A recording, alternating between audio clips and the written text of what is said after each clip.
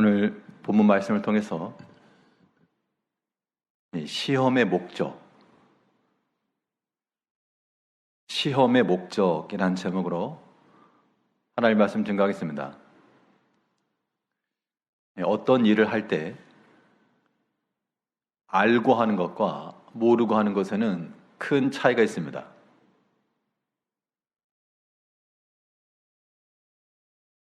배우는 일도 그러하고 몸을 쓰는 일도 그러하고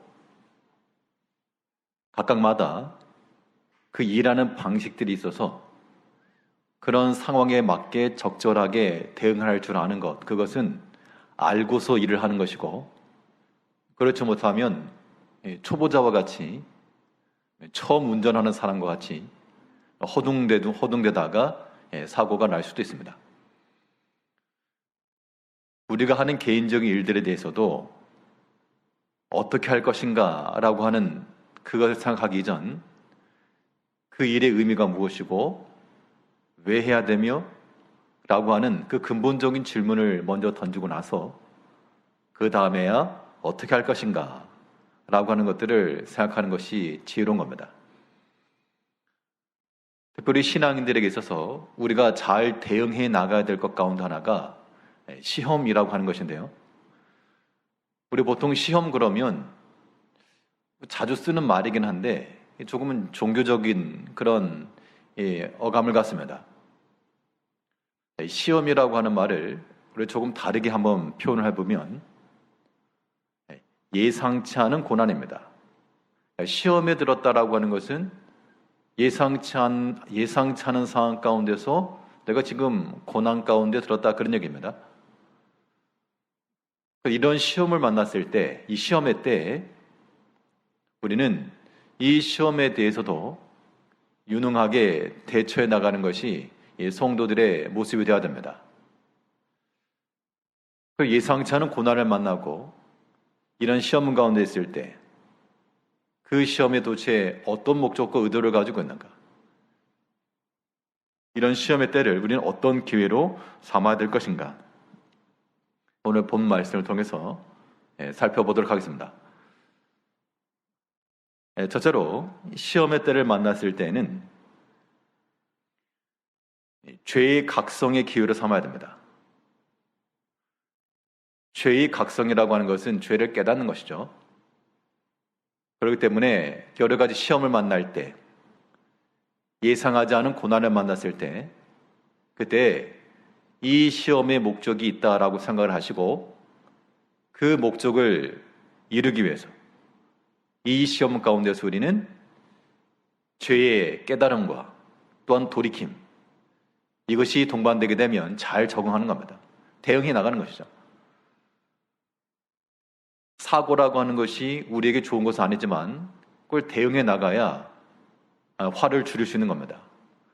예상치 않은 고난도 마찬가지여서 우리가 여러 가지 시험 가운데 들 때 그것이 우리에게 기쁨과 즐거움은 될 수가 없으나 잘 대응해 하셔야죠. 대응한다라고 하는 것이 무엇인가? 죄를 깨닫는 겁니다. 자기의 죄를 깨닫고 또한 돌이키는 것. 오늘 본문 말씀을 보게 되면 엘리야가 사르밧 여인의 그 가정에서 여러 해 기거했던 이후에 그 집 아이가 죽고 그 여인은 엘리야에게 와서 불평하였고 당신 때문에 죽었습니다. 나중에 엘리야의 기도 가운데 그 아이가 살아나서 그 여인이 고백하기를 참으로 당신은 하나님의 사람이요 당신의 입에 있는 말씀 진실합니다 라고 하는 고백했다는 겁니다. 오늘 본문 18절 말씀을 보게 되면 여인이 엘리야에게 이르되 하나님의 사람이여 당신이 나와 더불어 무슨 상관이 있기로 내 죄를 생각나게 하고 또 내 아들을 죽게 하려고 내게 오셨나이까. 그 앞에 보게 되면 여러 날 후 그 집 주인의 아들이 병들어 위증하다가 숨이 끊어졌다 그랬습니다. 죽었습니다. 그 사건 이후 이 여인이 찾아와서 하는 말이 어찌하여 당신이 나로 하여금 내 죄를 생각나게 하였는가? 이 말인즉슨 그 아이의 죽음이라고 하는 하나의 예상치 않은 고난이죠. 어떻게 보면 시험이라고도 말할 수 있습니다. 뭐 다른 사람이 나를 괴롭게 해서 그런 시험 아니라도 내가 처한 예상치 못한 그런 큰 고난이었죠. 이 고난 가운데서 지금 엘리야에게 와서 항변과 혹은 이 불평의 말을 하고 있지만 그 역시 1차적으로는 자기 자신의 죄가 생각났다 그 얘기입니다. 그 죄가 뭐냐라고 하는 것에 대해서 여러 추측들이 있지만 그런 굳이 추측할 필요가 없고 분명한 것은 이 여인에게 있어서 그가 가지고 있었던 마음으로 생각했을지 행동을 했을지 아무튼 본인만 알 수 있는 그런 면에서 그의 죄가 생각이 났다는 겁니다. 우리 신앙생활 가운데서 우리가 다 거룩하고 정결한 하나님의 백성들이길 원하고 또 그렇게 살아가야 마땅하지만 또 한편 우리가 이런 예습성 가운데서 육신을 따라 행하여 그런 죄악된 생각과 행실을 할 때가 있다는 겁니다. 근데 저는 의식하지 못하고 인지하지 못하고 나갈 때가 있는데 반드시 그 죄가 생각나고 뭐 좋아서 생각나는 게 아니라 이거 잘못되었다라고 하는 것이 깨달아져야 된다 그런 얘기입니다. 근데 보통 사람은 이 좋은 거, 잘한 것에 대해서 칭찬받는 것은 익숙해도 잘 되지 않은 것에 대해서 지적받는 것에 대해서는 상당히 불편해합니다. 자기가 잘못된 것을 알아도 실제로 그 잘못된 것을 말해주게 되면 좋게 받아들이는 사람이 많지 않고 마지못해 듣긴 듣지만 이것이 또는 다툼의 단초가 되기도 하는 것이죠. 사람이 다 그렇게 약한데 그런데 우리 성도들은 여러 가지 시험을 만났을 때요. 그러니까 시험이라고 하는 것이 내가 생각지 못한 곳에서 발생하는 것이기 때문에 그런 걸 만났을 때 지금 이 여인은 찾아와서 엘리야를 향해서 눈에 보는 것은 원망이요 혹은 불평이긴 해도 또 한편으로는 그 자신에게서 죄가 생각이 났다. 그러면 이것은 문제를 풀어갈 수 있는 하나의 단서가 되는 겁니다. 우리가 모든 것을 귀에 걸면 귀걸이식으로 맞춰갈 수 없지만 또 하나님께서 우리 가운데 역사를 하시니까 여러 가지 일들이 일어날 때 자기 자신의 일이나 혹은 여러 주변의 일이나 분명히 하나님께서 뭔가 표지하시는 듯한 그런 일들이 있을 때는 하나님이 이걸 분명 보여주신 사인이다 라고 생각하는 것이 지극히 합당합니다. 또 그것이 우리 영적으로 도움이 돼요. 그런 순간들을 겪다 보면 하나님께서 지금 나에게 지금 사인하고 계시다. 나로 하여금 지금 막고 계시다. 지금 이거 허락지 않고 계시다. 라고 하는 것들을 깨달아야 한다는 겁니다. 이 모든 것 속에서 나의 잘못된 생각이구나. 이거 내가 지금 잘못했구나. 그런 것들을 깨달을 때 깨닫고 물론 돌이켜야 되겠죠. 이것이 하나님께서 우리에게 시험을 주시는 목적이라는 겁니다. 분명 성경에서 말하기를 하나님께서 우리에게 주시고자 하시는 것은 재앙이 아니라 평안이라고 그랬습니다. 또 장래에 희망을 주는 것이라고 그랬는데 왜 우리로 하여금 그러면 우리가 원치도 않은 시험에 들게 하시고 또 생각지도 않은 고난을 당해 하시는가? 여기다 하나님의 뜻이 있다는 겁니다. 그 뜻이 곧 우리로 하여금 우리의 죄를 깨닫고 죄의 각성입니다. 각성. 그 죄를 깨닫고 돌이키는 것이다. 구약에도 보게 되면 사람이 행하다가 이게 죄인 줄 알지 못하고 행했는데 나중에 보니까 이게 죄였다 라고 하는 것을 깨닫고 나서 뭘 했어야 되는가 하면 그때 회중은 이 수송아지를 잡아다가 속죄제를 드려라 그랬습니다. 사람이 말이나 행실이나 크게 인지하지 못하고 행할 수가 있죠. 의도적으로 일부러 계획적으로 그렇게 악을 행했다 그러면 그것은 하나 앞에 심판받을 것이고 그 이외로 내가 알지 못하고 행하는 그 일들 혹은 전혀 생각지도 않았던 그런 면에서의 일들이 있을 수가 있는데 그럴지라도 우리는 자기 자신이 약한 것과 부족한 것과 하나 앞에서 죄악된 것을 없는지를 찾을 줄 아는 것이 하나님께서 우리에게 시험을 주신 목적을 이루어내는 겁니다. 시험이 올 때마다 우리는 그렇게 대응하셔야 돼요. 시험이라고 하는 것을 예상치 않은 고난 이렇게 생각하게 되면 우리가 당연히 그런 일을 많이 만나죠. 그럴 때마다 우리는 자기 자신을 깨닫고 죄를 깨닫고 돌이켜야 됩니다. 죄의 각성이라고 하는 것은 내가 죄에 졌다 이거를 안다고 해서 죄를 깨닫는 건 아닙니다. 내가 거짓말을 했네, 혹은 내가 다른 사람을 미워했네, 혹은 내가 사기를 쳤네, 그런 것을 자기의 행적들을 기억해내는 것만이 죄의 각성 아니라, 물론 이것이 기본적으로는 자기 행한 것을 깨닫고 돌이켜 맞는데, 그게 회개가 맞는데, 죄의 각성이라고 했을 때 궁극적으로는 그 자기 행실이 하나님 앞에서 판단받아야 한다는 겁니다. 그러니까 내가 단지 내가 저 사람에 대해서 안 좋은 마음 가졌는데 좀 미안하네, 그게 죄를 깨닫는 게 아니고, 내가 저 형제에 대해서 미워하는 마음을 갖는 것을 하나님이 기뻐하지 않는다, 거기까지 나가야 되는 것이고, 내가 이 일에 대해서 내가 거짓된 마음을 가지고 있었는데 이거 하나님이 가만두지 않으신다, 그런 마음을 가져야지만 죄를 참으로 깨닫는 겁니다. 그러니까 우리가 행한 그 일, 그 이면에 하나님께서 그 행실을 이용해서 역사하신다는 얘기입니다.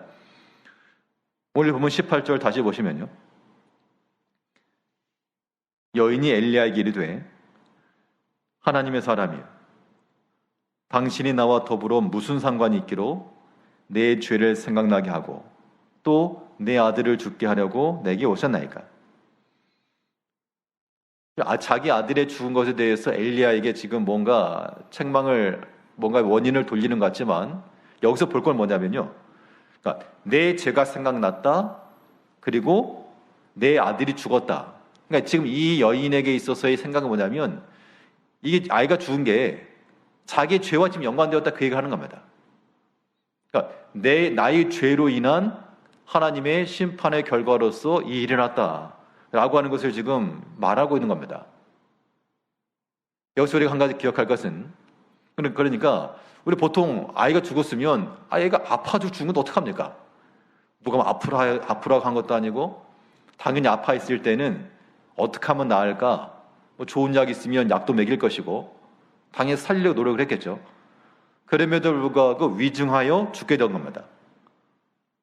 그런데 이 여인은 어쩔 수 없지라고만 생각한 것이 아니고, 자기 죄 때문에 지금 이런 일이 일어났다 라고 지금 연결을 시키고 있는 거죠. 우리가 죄를 깨닫는다라고 하는 것은 어떻게 보면 전혀 관련이 없는 두 가지 사건인데, 하나는 나의 죄, 하나는 내 아들의 죽음. 실질적으로는 인과적 관계가 없죠. 그런데 지금 이 죄라고 하는 것에 대해서 하나님이 심판의 결과로서 내 아들을 죽음에 이르겠다, 지금 이렇게 보고 있는 겁니다. 그럼 이런 관점이라고 하는 것은 우리 신앙인들에게 있어서 우리의 영적인 생활에 있어서 유익함이 있는 겁니다. 분명히 내 개인적인 행함과 혹은 내 개인적인 행함과는 조금 동떨어진 그런 사건들, 별개인데 우리는 별개라고 보지 않고 이거 연결해 가는 연결. 그리고 우리는 나에게 발생된 여러 가지 사건을 보면서 나를 향하신 하나님의 그러한 판단 혹은 준엄하신 심판, 혹시라도 내가 만일 죄악 가운데 있었다 그러면 죄를 용서하지 않는 진노하신 하나님, 거기까지 깨닫는 것이 죄의 각성이라는 겁니다. 단지 내가 죄를 졌네요, 미안합니다, 그 정도가 아니라 그 죄는 반드시 누구 앞에서?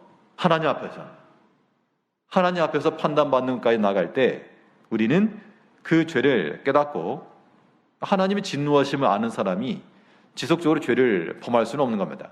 그러니까 하나님을 알지 못하거나, 우리가 신앙인들이 다 하나님 모르진 않죠. 그런데 죄악된 생각이나 행실을 범할 때는 하나님이고 뭐가 없는 겁니다. 그러니까 죄를 짓겠죠. 다윗과 같은 믿음의 성군이라도 그가 음행죄를 범하려고 하다 보니까 그가 그 전에 만나던 하나님 온데간데 없는 겁니다. 그런 죄를 저지르고 나서 나중에 가서 하나님께서 여러 가지 사건을 통해서 역사하실 때 또 그 사건들이 자기 자신의 죄와 연결된 것을 보게 되었죠. 그게 회개가 되는 겁니다. 이제 우리가 하나님 앞에서 거룩하고 정결하게 삶을 살아가려나, 또 우리의 원함과는 달리 우리가 또 마음으로나 생각으로나 범죄하는 경우가 있습니다. 그럴 때는 어떻게 하실 건가 하면, 반드시 무엇하시고? 회개하고. 자기 죄를 먼저 깨달아야 될 거예요. 또 하나님 앞에서 이것이 온당하지 못하다. 그러니까 다른 사람이 나에게 죄를 지적했다 그러면 사람이 기분 나쁘다니까요. 여기 계신 분들도 다 이렇게 예배 가운데 참여하셨고 믿음이 있으시지만 어떠한 부분에 대해서 요건 잘못했습니다 라고 말하면 예, 이렇게 받아들일 만한 하시겠지만 속으로는 또 한편으로 아이고 뭐 당신 얼마나 잘났습니까? 그렇게 받아들인다 그러면 뭐 사람이기 때문에 그럴 수도 있겠죠. 그런데 우리가 참된 회개라고 하는 것은 하나님께서 내게 지적하신 거기 때문에 뭐 하나님과 그렇게 다투실 분 없으시겠죠. 그러므로 참된 회개라고 하는 것은 하나님의 진노하심을 깨닫고 사람의 말 그건 뒷전에 놓고 비록 사람이 말했을지라도 하나님께서 내게 말씀하시는 것으로 아는 것이 우리가 이 모든 시험의 때를 이겨나가는 길이 되는 겁니다.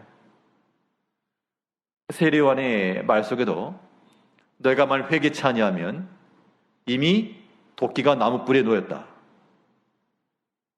아직 나무는 존재하는데 이 뿌리 가운데 도끼가 놓였으니까 회개치 않으면 금방 댕강 잘려나가는 겁니다. 또 시편에서도 사람이 만일 회개치 아니하면 여호와께서 칼을 가시며 그가 활을 이미 당기어 예비하셨도다. 지금 당장은 아무 일 없어 보여도 이미 활 시위가 당겨져 있고 놓는 순간 피웅 날아가는 거죠. 그러므로 하나님께서 우리 가운데 우리 개인 양심을 통해서나 혹은 말씀을 통해서나 혹은 다른 사람들의 입을 통해서나 여러 가지 사건들을 통해서 내게 보이시고 깨닫게 하실 때 자기의 죄를 깨닫는 게 중요하고요. 다른 사람의 죄를 깨달으지 마시고 그러면 굉장히 복잡해지는 겁니다. 자기 죄를 깨닫고 자기를 돌이켜야 됩니다.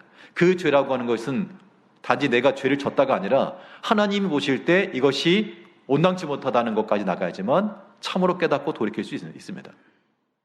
이제 우리 모든 성도들은 여러 가지 시험을 만날 때마다 예상치 않은 고난을 만날 때마다 죄를 깨닫는 기회를 삼으시고 회개하고 돌이켜 우리를 하나님이 기뻐하시는 그런 심령 상태로 만들어 나가야 되겠습니다. 둘째로 시험을 주신 목적이 무엇인가? 이 시험의 때를 당하여 우리는 어떤 기회로 삼아야 될 것인가?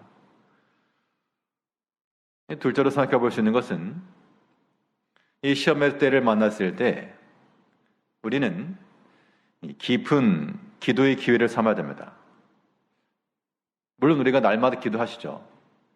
우리가 언제든지 기도할 수 있습니다. 그러나 특별히 시험의 때 예상치 않은 그런 고난이 우리 가운데 임할 때는 더욱 특별히 기도할 때라 그런 얘기입니다. 더 깊은 기도를 한다는 것이 무슨 말인가?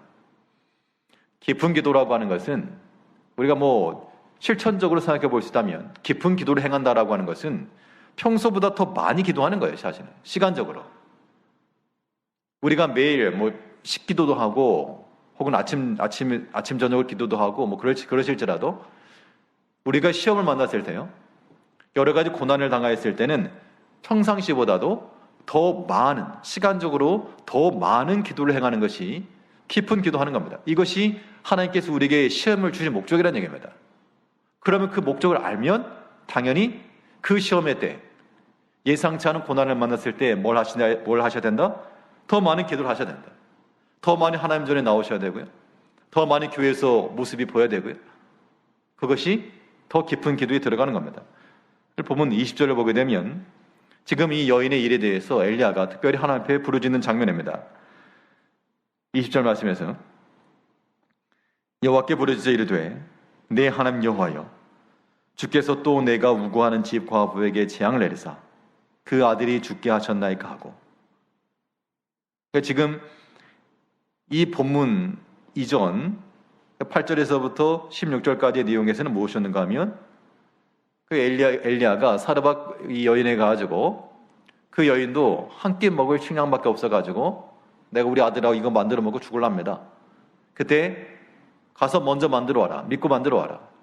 그러고 나니까 그 땅에 비가 올 때까지 가루의 통에 가루가 떨어지지 않고 기름이 떨어지지 않았다. 그런 얘기죠. 그 이후 그 집에서 거하는데 아마 거하는 주간이 최소한 2년은 되었을 것이다. 그렇게 보통 말하는데요. 그러면 보통 1년이 되었건 2년이 되었건 그 기간이라고 하는 것이 뭐 짧으면 짧지만 또 그것이 아주 짧은 하루 이틀이 아니기 때문에, 그런데 그 2년이라고 하는 평상시 후 평탄했다는 겁니다. 그 집에 먹을 것 떨어지지 않았고 평탄하게 살아왔습니다. 그런데 예상치 않은 이런 일들, 그 아들이 죽은 것은 그 어미에게도 큰 시험이었지만 엘리야 선지자에게도 큰 시험이었습니다. 갑자기 이렇게 다가오게 되면 그 여인이 와가지고 당신이 와가지고 말이지 내 아들 죽었습니다.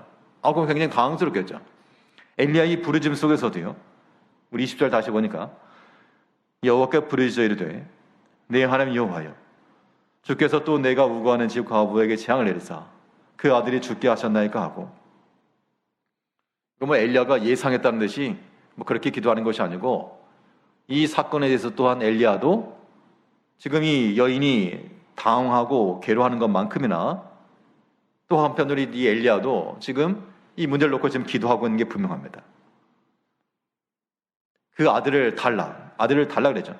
그 아들을 달라 하고 그가 그의 침상으로 데리고 올라가서, 그 전에는 그렇게 기도 안 했겠죠, 당연히. 물론 그 아이를 만나면 안고 기도해 줬을 수 있지만, 이 사건 이후에 또한 특별히 그가 그의 품에 안고 자기 침상으로 데리고 가서 거기서 하나 앞에 엎드려 기도한 겁니다. 우리가 여러 가지 시험 만날 때 하나 앞에 엎드려 간구할 수 있다라고 하는 것은 참 우리에게 있어서는 탈출과도 같습니다. 참 하나님께서 우리에게 기도할 수 있는 그런 마음을 주지 않았다 그러면 우리가 아마 답답해서 죽었을지 모를 일인데, 그래도 우리에게 기도할 수 있는 그런 시간들, 그런 마음들, 그런 환경을 주신 거 참 감사한 거죠. 그러니까 기도하는 내용, 기도 제목 자체는 우리의 큰 시험거리죠, 사실. 내 스스로 해결할 수 없기 때문에 기도한다는 것인데, 그 기도 제목이 많다라고 하는 것은 굉장히 고난과 아픔이 많다는 겁니다. 그러나 그 상황 가운데서 기도할 수 있는 마음을 주신 것, 그것이 복된 겁니다. 그러므로 우리 모든 성도님들은 기도할 수 있는 그 기회를 잃지 마시고, 또 특별히 여러 가지 시험 가운데 있을 때, 예상치 않은 큰 시험을 만났을 때는 평소보다도 더 많이 기도하셔야 됩니다. 그래서 엘리야 입장에서는 그 평상시에 그 아이를 데리고 자기 침상에 데려갈 리가 없겠지만, 이 사건 때문에 또 특별히 그 아이를 품에 안고 그에 엎드려서 그 문제를 놓고 지금 기도하고 있는 겁니다. 기도의 능력을 우리는 신뢰해야 되겠습니다. 사실 기도한다고 뭐가 될까? 기도는 사실 기도한 사람의 능력을 말하는 게 아니고 하나님의 능력을 구하는 데 있습니다. 그게 전부 다죠. 그런데 분명한 건 성경에서 말하기를 여러 가지 어려움이 있을 때 분명 기도하라고 말씀하고 있잖아요. 그럼 기도하는 사람의 그 기도의 능력에 의해서 일이 되는 게 아니고 하나님이 들으시고 하나님이 역사하실 것이라. 그런 의미에서 너희 중에 병든 자가 있느냐? 야고보서에 보면요, 너희 중에 병든 자가 있느냐? 뭐 하라 그랬습니까? 교회의 장로들을 청할 것이요, 그들은 기름을 바르고 위하여 기도할지니라. 그러니까 병이 났다. 어떻게 보면 이것도 예상치 않은 고난이겠죠. 기름을 바른다는 얘기는, 이것은 기름이라고 하는 것은 지난 성령의 역사 가운데도, 성령의 비유 가운데 기름을 말씀드렸습니다만, 기름이라고 하는 것이 하나의 향기도 되고, 기름 하나의 또 치유죠, 치유. 그러니까 약을 쓴다. 약을 쓰면서 동시에 주의 이름으로 그를 위하여 기도하라. 그러니까 평상시에는 그렇게 부르지 않은데 여러 가지 지금 예상치 않은 시험을 만나니까 그 고난 중에 교회의 장로들을 청하여 기도하라. 그러니까 하나님께서 이렇게 기도하는 걸 들으시겠다는 거 아닙니까? 우리가 약을 쓰는 것만큼이나 기도도 어떻게 보면 하나의 처방입니다. 처방. 머리가 아프면 두통약 먹듯이, 배가 아프면 그걸 낫는 약을 먹듯이, 하나님께서 우리에게 시험 가운데 있게 되면 기도하는 것이 하나의 약이기 때문에, 그러므로 이 시험을 만났을 때마다 우리 믿음의 모든 성도들은 기도하는 자리에 들어가야 마땅하죠. 평상시보다 좀 더 많은 시간 동안, 평상시보다 좀 더 많은 기회를 타서, 양적으로도 기도하는 양이 많아야 될 것을 이야기하고 있습니다. 근데 기도하는 이 시간이라고 하는 것이 언제 많아지는가 하면, 사람이 그런 것 같아요. 내 힘으로 가능하다 할 때는 사람이 교만해져가지고 뭐 겉으로 제가 교만합니다 말 안 해도 다들 그냥 교만이 다들 차 있어가지고 기도를 잘 안 하죠. 그런데 어느 순간 이제 내 힘을 벗어났다, 내 손을 벗어났다, 내가 감당할 수 수준이 아니다, 그러면 이제 그때 하나님 앞에 엎드리는 겁니다. 그때가 이제 정말 기도하기 딱 좋은 타이밍이죠. 겸손한 마음, 낮아진 마음, 낮은 자세. 하나님께서 어떻게 보면 그 자세를 유지하라고 우리에게 고난과 어려움의 때를 주시는지도 모를 일입니다. 그렇기 때문에 그 고난이 올 때마다, 시험이 올 때마다 그 목적이 우리를 하여금 낮아지게 하는 거니까 낮아져야죠. 낮아진 상태에서 하나님의 손을 구하고 그의 도움과 그의 능력을 구하해 나가셔야 됩니다. 그래서 기도하는 자리를 많이 지킨다는 것은 하나님의 은총과 능력을 받는 길이 되는 겁니다. 여러 가지 시험과 어려움이 있을 때 어떤 경우는 어떤 성도님이나 그 가정을 보게 될 때 예상치 않은 시험을 만나거나 어려움을 당하게 되면 굉장히 마음이 아픕니다. 이거 어떻게 할까? 어떻게 이 어려움의 때를 지나가실까? 그런데 그분들이 교회에 나와서 기도하는 그 모습을 보게 되면 그래도 소망이 있다. 그래도 기도하는 저 모습 속에서 참 안도가 되고 하나님께 길을 열어줄 것 같은 느낌이 들기도 하고, 그래서 기도하는 겁니다. 내 힘으로 감당할 수 없을 때 하나님 앞에 맡기신다는 것은 한 번 기도하고 땡이 아니고요, 시마다 때마다 또 기회를 타서 하나님 전에 나와서 하나님 앞에 나와 엎드려 기도할 수 있는 그러한 기도 양, 깊은 기도의 기회를 삼는 것이 우리가 시험을 당할 때 성도들의 대처법이 되는 겁니다. 이 깊은 기도라고 하는 것이 양적으로 시간을 늘리는 것도 중요하고요, 뿐만 아니라 당연히 깊은 기도니까 그 내용면에 있어서도 깊어져야 되는데, 내용이 깊어진다라고 하는 것은 무엇인가 하면 우리 마음 심적이죠. 마음 시간만 많이 기도하는 것뿐만 아니고요, 거기에 우리 마음이 또한 간절한 마음을 구해야 됩니다. 자, 간절히 구한다는 것은 무슨 말인가 하면 인상을 쓰면서 기도하는 것, 그런 것만이 간절한 게 아니고요, 여기서 간절함이라고 하는 건 어떻게 나타나는가? 결과적으로 아마 다들 그런 간절한 기도의 경험들이 있으시겠습니다만, 보통 하는 기도와 정말 간절함을 담아서 하는 기도에는 어떤 궁극적 차이가 있는가? 내가 얼마나 애를 쓰고 기도하느냐, 그런 땀이 얼마나 나느냐, 그렇게 판단되지 않고, 간절함의 기도의 특징은 내가 어떤 문제를 놓고 기도할 때 낮은 수준에서는요, 일반적인 수준에서는 그 문제가 큰 겁니다. 그 문제가 빨리 지나갔으면 좋겠고, 이거 어떻게 하면 이걸 해결하면 좋을까, 그런 마음을 가지고 기도하게 돼 있는데, 이게 보통의 기도의 모습이죠. 그런데 거기 좀 더 깊은 기도라고 하는 것은 우리가 직면한 그 문제를 놓고 기도하는 것이 아니라 이제는 하나님을 놓고 기도하는 겁니다. 기도가 그렇게 가게 돼 있어요. 진행이 되게 돼 있습니다. 정말 간절한 깊은 기도 들어가게 되면요, 이제 내가 처한 그 문제는 더 이상 내 손을 떠나버렸기 때문에 그 문제를 놓고 어찌할꼬 그런 기도가 나오는 게 아니고, 이제는 이걸 도와주십시오, 이 문제가 아니라 사람의 생명의 주인 되신 하나님, 죽은 자를 살리시는 하나님, 기도가 이제 그렇게 나오게 되는 겁니다. 즉 깊은 기도라고 하는 것은 하나님에 대한 그런 온전한 신뢰와 참된 신앙 고백 속에서 구하는 겁니다. 우리가 마음을 다해서 구한다고 할 때, 그러니까 여전히 우리 기도 문제, 기도 제목이 우리 가운데 크다는 얘기는 아직 간절함의 상태까지 들어가지 못한 거예요. 간절함이 있긴 있는데 그 간절함이라고 하는 게 여전히 자기 자신에게만 속한 것이지 참으로 이 기도를 들으시는 하나님의 마음까지 얻는가? 그건 아닐 수 있거든요. 우리는 지금 우리가 당면한 그 현실적인 문제 때문에 이거 어떻게 해야 될까? 이거 해결하려고 기도하지만 그걸 하나님의 마음까지 얻는 기도는 아닐 수 있죠. 깊은 기도라고 하는 것은 이제 그 문제는 내 손을 떠난 겁니다. 그걸 이제 차치하고 사람의 생명을 주관하신 주님, 기도가 이렇게 나오게 되어 있어요. 그렇기 때문에 우리가 여러 가지 시험을 만났을 때, 예상치 않은 큰 고난을 당했을 때 우리 모든 성도님들은 특별히 평상시보다 더 특별히 더 많은 시간을 할애해서 기도하시고 또 평상시보다 더 간절한 마음을 가지고 구하는 내용 자체가 이제는 하나님의 능력을 구하게 돼 있는 겁니다. 그 내용은 달라요.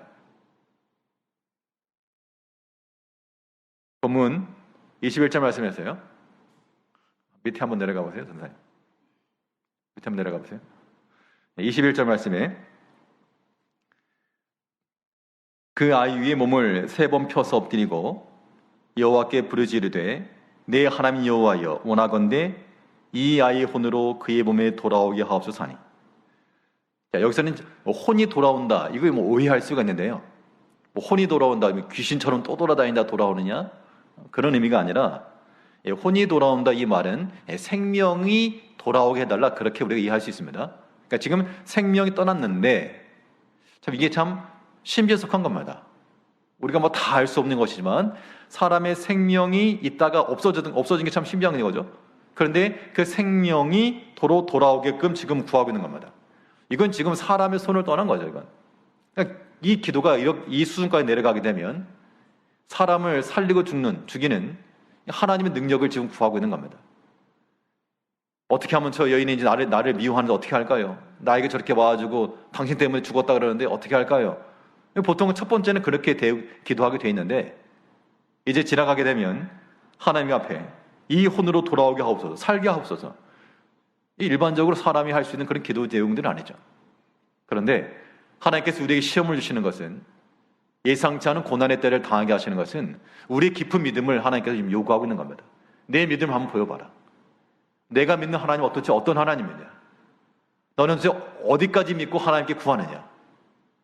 그 믿음의 정도를 하나님이 보시는 거기 때문에 이제 우리가 여러 가지 시험의 때 혹은 여러 가지 예상치 않은 고난을 당하였을 때 더 깊은 기도의 기회를 삼고 하나님 앞에 기도에 나가야 되겠습니다.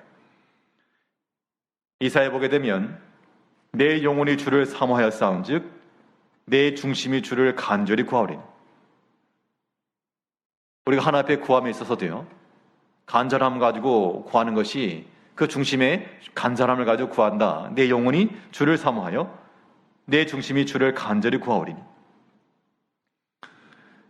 간절한 기도 속에는 하나님을 사모하는 마음과 하나님을 의지하는 그 깊은 마음이 들어있는 겁니다. 이제 우리가 여러 가지 고난과 어려움을 당하지 않는 것이 우리에게는 가장 좋은 것이고 기쁜 것이긴 하나, 그러나 하나님께서 우리를 때로 여러 가지 고난과 어려움의 때를 주시는 것은 우리가 생각지 아니하는 또 다른 은총을 얻기 위해서 그런 때를 주신다, 그렇게 생각을 해야 되겠고, 그때 우리는 더욱 힘써 기도하는 것과 또한 간절히 주를 찾는 마음을 가져야 됩니다. 그런데 기도라고 하는 것이 무엇을 기반으로 해야 되는가 하면 단지 내 마음, 내 눈에 보이는 것, 그걸 따라 기도하는 것 아니라 우리 모든 성도의 기도의 근본은 하나님의 말씀에 근거한 기도가 나와야 됩니다. 내가 비록 내 개인적 간구일지라도 하나님의 말씀에 근거하여 하나님의 그 능력에 의지하여 기도할 것. 그래서 우리가 참으로 기도하는 백성을 되려면 평상시에요, 하나님의 말씀을 우리가 귀담아 듣고 그 말씀으로써 우리의 기도의 그런 언어들로 삼아 나가야 됩니다. 그 평상시에 들었던 그 말씀들이 그 위기의 때, 정말 긴박한 순간에 우리 기도의 내용들로 나오기 때문에 그렇죠. 우리가 성경상에서 하나님이 어떤 하나님인지, 그 능력의 하나님이요, 은혜의 하나님이요, 사랑의 하나님이요, 그런 그 말씀들을 우리가 듣고 온전히 신뢰하고 있을 때라야 기도 중에도 나올 수 있는 겁니다. 아시안게임 진행 중인데 어떤 종목이든 평상시 훈련했던 그 모습들이 실전에서 나오게 되어 있습니다. 평상시 훈련하고 있지 않다가 본선 가서 잘하겠다, 그럴 가능성은 거의 희박하죠. 평상시 했던 그 훈련들이 자기도 모르게 몸에 익혀서 그 순간에 그 타이밍에 나오는 겁니다. 그렇게 해서 이기는 거죠. 우리가 하나님의 말씀을 평상시에 부지런히 듣고 그 말씀을 익히는 것은 우리가 어떤 올림픽에 나가는 선수 모양 평소 열심히 훈련하는 겁니다. 그 말씀 듣는 훈련들이 우리 귀에 남고 우리 마음에 남을 때 긴박한 그 순간에 그 말씀 붙들고 기도해 나갈 수가 있는 것입니다. 오늘 본문을 보게 되면 이 여인도 이 모든 사건 이후 하나님의 말씀에 대한 진실함을 또한 깨달았다 그랬죠. 우리 23절을 보게 되면 엘리야 그 아이를 안고 다락에서 방으로 내려가서 그의 어머니에게 주며 이르되 보라 내 아들이 살아났느니라. 여인이 엘리야에게 이르되 내가 이제야 당신은 하나님의 사람이시오 당신의 입에 있는 여호와의 말씀이 진실한 줄 아노라 하니라. 그러니까 지금 엘리야가 평상시에 아마 어떤 계기를 타서 말씀을 전했겠죠. 개인으로 했건 아니면 사람을 모아서 했건 그 입에 있는 여호와의 말씀 그랬으니까 엘리야를 통해서 말씀을 들었다는 겁니다. 그 말씀을 들은 것을 알고 있는 것이죠. 이 사건 이후에 참으로 그러하다라고 하는 것을 깨달았다는 것인데, 이제 우리가 하나님의 말씀을 듣고 나서 어떤 사건 이후에 깨닫는 것도 중요하고 또 그 말씀 의지해서 깨달아 알아나가는 것도 중요한 겁니다. 이 모든 것이 우리에게는 동전의 양면과도 같이 어떤 상황에서라도 쓰임받을 수 있어야 되겠죠. 하나님께서 우리에게 시험의 때를 만나게 하실 때는 우리로 하여금 고난받고 재앙받으라고 주신 것이 아니라 이 시험에는 다 뭐가 있다? 목적이 있다. 그 목적이 있으므로 그 시험이 올 때마다 우리는 하나의 기회를 삼아 그 시험을 당할 때, 예상치 않은 고난을 당할 때 하나 앞에서 자기의 죄를 깨닫고 그 죄의 심판하시는 하나님의 어미하심과 진노하심까지 볼 수 있어야 됩니다. 죄의 각성의 기회를 삼으셔야 되고요. 이 있던 여러 가지 어려움과 시험의 때에 더 많은 기도와 깊은 기도와 또한 간절함의 기도를 따라 하나님의 말씀에 온전히 신뢰하여 그 하나님의 능력을 믿고 하나님 앞에 기도해 나갈 때 여러 가지 시험이라도 예상치 않은 고난이라도 이것을 이겨내고 넘어서는 것이 가능하다는 겁니다. 이제 우리가 어린아이라면 작은 발까지 오는 물에서야 놀 수 있지만 장성한 자가 되면 큰 물에서도 이겨낼 수가 있죠. 어떤 시험이라도 하나님께서 우리에게 주시는 이 모든 때를 우리의 정결함과 거룩함의 기회로 삼으시고 기도할 수 있는 기회로 삼아서 하나님의 섭리하심과 그 역사하심을 또한 경험해 나가시는 성도님들이 되시길 바라겠습니다. 기도하겠습니다.